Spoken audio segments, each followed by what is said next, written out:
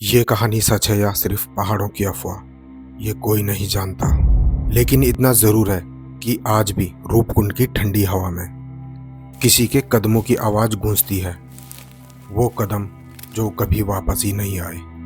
आज real case hub में आप सुन रहे हैं दिल्ली के दो ट्रेवल्स की आखिरी यात्रा की रहस्यमयी कहानी। दिल्ली के रहने वाले आरव और सिया दोनों पहाड़ों के दीवाने।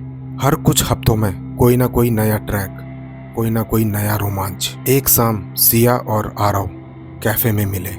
सिया आरव से बोली, इस बार कुछ नया करते हैं, कुछ डरावना।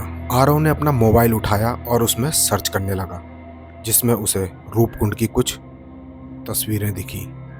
सिया चौंकी और आरव से बोली, ये तो वही झील है ना जहाँ कंकाल पड़े रहते हैं। आरव मुस्कुराया और सिया से बोला, डर भी तो तभी लगेगा ना जब हम वहाँ जाएंगे। और फिर वो दोनों हंसते हैं। उन्हें क्या पता था कि उनकी ये आखिरी हंसी होने वाली है। और फिर अगले दिन वो दोनों उत्तराखंड के लिए निकल पड़ते हैं। जोशीमठ से ट्रैक शुरू होता है। हवा बिल्कुल शांत, इतनी शांत कि वहां पर कदमों की आवाज भी गूंज रही थी। और फिर रात के टाइम सिया कैंप लगाते वक्त अचानक रुकती है और कहती है, आरव तुमने कुछ सुना? किसी ने मेरा नाम लिया। आरव भी ये सुनकर हंसता है, लेकिन उसके चेहरे पर भी थोड़ी घबराहट थी। अगले दिन रास्ते में जाते वक्त सिया और आरव को गांव का एक आदमी मिलता है, जो कि वहां पर लोकल गाइड का काम करता था और वो भी बुजुर्ग था। उसकी आंखों में भी डर था और वो उन दोनों से धीमी आवाज में बोला, बेटा, रूपकुंड बुलाता नहीं, अपनी ओर खींचता है। जो भी वहां जाता है सब वापस नहीं आते।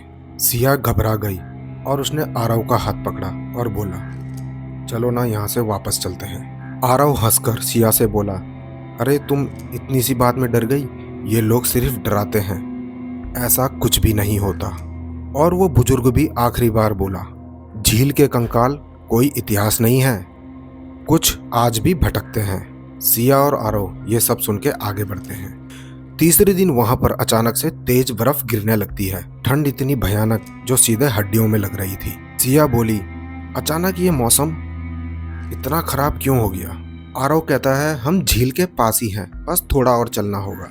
फिर उन्हें आगे बर्फ में कुछ ताजा कदमों के निशान मिलते हैं, लेकिन कुछ मीटर आगे जाकर वो निशान गायब हो जाते हैं। सिया घबरा जाती है और वो आरव से कहती है, कोई ऐसे कैसे गायब हो सकता है? हवा में उड़ गया क्या? लेकिन आरव चुप रहता है, क्योंकि अंदर से वो भी घबरा रहा था। और आखिरकार वो शाम तक रूपकुंड पे पहुंच जाते हैं। झील का पानी कांच की तरह चमक रहा था। एक डरावनी चमक थी, क्योंकि उसके नीचे पड़े थे कंकाल, सैकड़ों कंकाल। सिया पीछे हट जाती है और आरव से कहती है, आरव ये जगह हमें ठीक नहीं लग रही है, हम यहाँ से वापस चलते हैं। और तभी हवा में एक धीमी सी आवाज आती है, रुको रुको। ये सुनते ही दोनों के दोनों वहां पर खड़े हो जाते हैं। सिया घबराहट में आरव से कहती है, क्या ये तुमने बोला? आरव भी कांप कर कहता है, नहीं, ये मैंने नहीं कहा। बर्फ भी वहां पर लगातार गिर रही थी और वो दोनों एक पत्थर के पीछे अपना टेंट लगा लेते हैं। रात के 2 बजे थे और टेंट के बाहर से कुछ आवाजें आ रही थी, जैसे कोई किसी को घसीट रहा हो। सिया घबरा गई और आरव से बोली, आरव मुझे लग रहा है कोई हमारे टेंट के बाहर है। आरव कहता है, शायद कोई जानवर होगा। अचानक से आवाज आती है, आरव, सिया, बाहर आओ। यह आवाज कोई इंसानी नहीं लग रही थी। ये आवाज ऐसे लग रही थी जैसे कोई टूटे हुए गले से बोल रहा हो, मानो कि जैसे कोई कंकाल बोल रहा हो। ये सुनते ही दोनों की सांसें रुक जाती है। इसके बाद सुबह अचानक आरव की आंख खुलती है और वो देखता है कि यहाँ पर सिया नहीं है, बस उसके जूते टेंट के बाहर पड़े थे, वो भी बर्फ में दबे हुए। आरव जोर जोर से चीखता है, सिया, सिया। वो बर्फ में 2 तरह के पैरों के निशान देखता है।